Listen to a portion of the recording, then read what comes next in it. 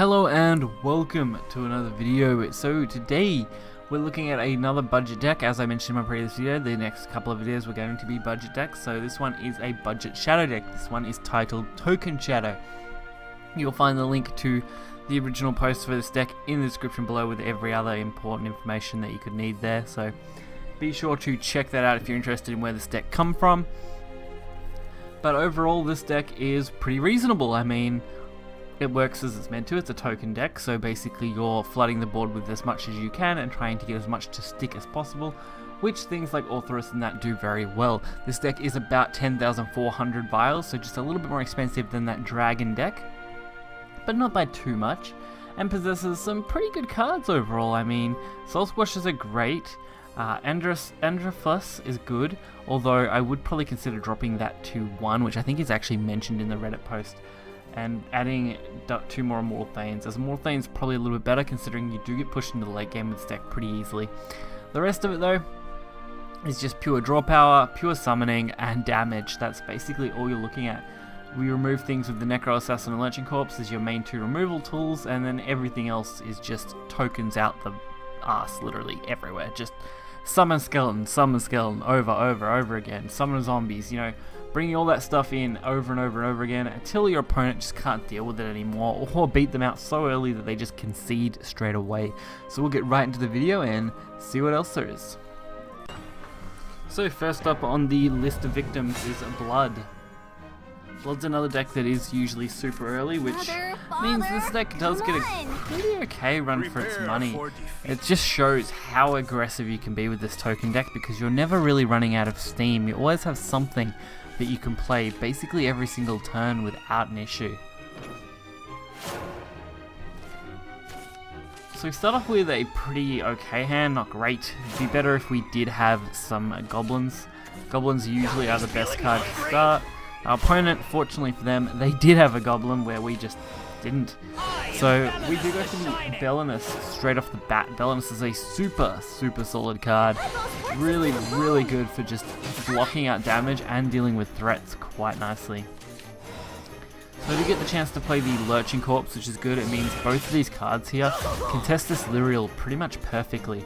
I don't really have to wait it out, I don't really have to worry about it, and overall it's just not really a problem. Forcing them to use a Razor Claw on a follower always feels nice, so worked out really well in that way. I didn't really want to play anything else though, so I did go for the skeleton there, like the Catacomb, because if they use the Lyriel to clear these, I mean, worst case for me, I get double skeletons.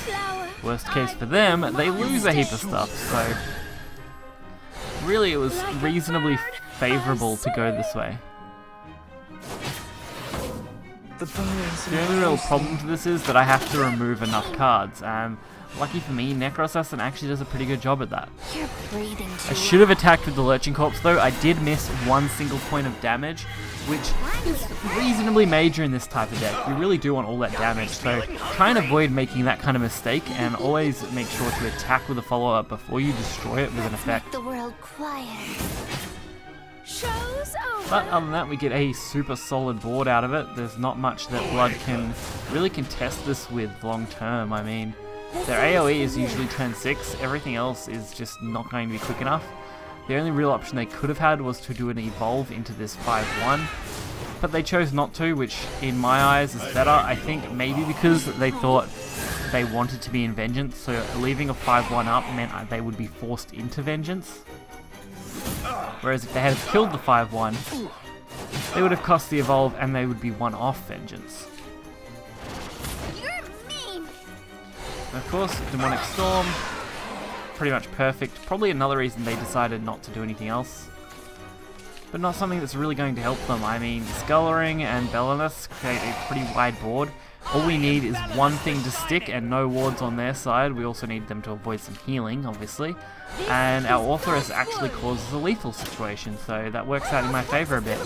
The little Soul Squasher also great because we have plenty of shadows that we're not really using for anything else. And our opponent's evolves really don't have any effect. My wings are killing me. Decay and shock. So we quite easily get to deal with this. Pretty much a perfect setup.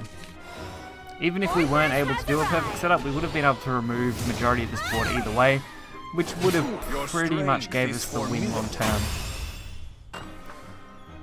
Next up, to fall victim to the budget token shadow deck, is Dragon. Surprising enough, Dragon isn't something usually that you would think you would beat that easily, but aggressive decks do tend to have quite an edge on them, and even though this deck still doesn't have much in the way of aggression, I would say that purely its flooding of followers as tokens is just enough to really give you that edge in any kind of matchup. Of course, if you do come up against something like Daria, this deck would probably fall apart reasonably quickly, at least from what I've played of it so far. Because you will struggle to deal with Daria boards if you don't have the perfect Necro and Lurching combos in your hand. So our hand starts off pretty averagely. We get to play out what we want, we get to go face with it. Everything we've played so far is a draw, which is pretty much what I wanted. I want to optimize our draws for the Dragon matchup and make sure we can reach those cards that we're probably going to need to deal with the bigger threats. So Belenus gets a great drop onto our board, being able to contest any kind of small drop the Dragon may play. Sybil would be a problem, but since they went for Fervor instead, I think we're actually in the clear for the most part, and should just be able to play what we want. I was honestly thinking I probably should have went for the Catacomb play, but I did decide to push out the aggressive play with the 2-drop followers. Just, you know, pushing out that 1-2 and pushing out that 2-2 that will get me the Carrot, I thought would be a great advantage, and I wanted to evolve one of these Peacocks anyway, so that the rest of the cards in my hand would be draw, but I didn't want to have too much draw on board, which is why I did play those cards first. It was a few different options I could go with, but I really liked that one in this line of play. My cuisine is supreme. And they're going for their own, which isn't so bad for me. And we get to keep our Peacock, which is always a good thing. Lyriel itself could be good, but even better than that is Black Swan. Odil's great for cleaning out these type of hands where you just don't want to really waste anything, so Odil just clears it for free while giving you a couple of damage in, without really having any major loss. Of course, we see another Gourmet Emperor. This time they're playing their Carrot to go with it, and looking for their Evolve turn. I mean, they 100% would want to target Odil, at least in my perspective, they would definitely want to target it. And we're setting up pretty nicely for a Catacomb turn next, so it's going to be really solid. I mean, Catacomb plus Carrot, you can't get much better than that. I also wanted to leave a spot available on our board to start with, just in case I want this Immortal Thane to come out. And the Evolve's idea was just to get the preemptive strike on their board so that they can't double trade me easily without wasting their own Evolve. The bones embrace me. But it does keep things interesting. So we do see the Tilting at Windmills get the drop on the board, and another Carrot. Not entirely what I would have expected, but my Carrot trades into theirs for the same value. I actually get more value out of it due to getting a skeleton, but I actually think I forgot to attack everything to... No, they attack, sorry, because it's still their turn, their windmill, sorry. So this turn we get to our attack. I'm mistaken what turn we're on, but it's fine. We get all of our attack in, we set them to 3.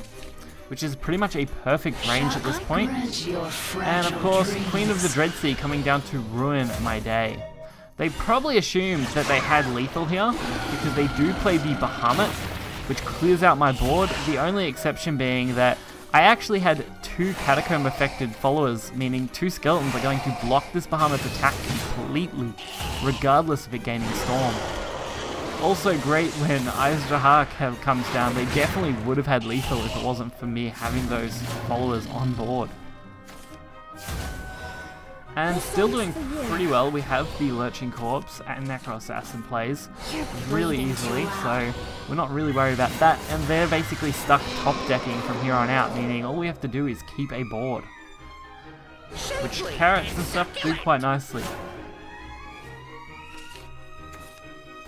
Sybil slowing us down slightly. I mean, that healing is really what's going to slow us down. Plus, they did hold onto an evolve basically the entire game. Just going to show you that Dragon, even top decking, has a pretty good chance of just blocking out anything you do. But we are playing a budget deck and still competing well against some pretty strong decks. So a nice little bit of setup to get a couple of damage in.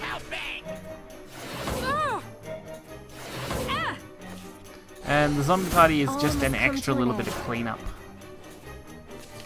I admit defeat. I think the only thing that could have saved them would have been Bahamut, but even then they wouldn't have killed me and they would have been back to top decking.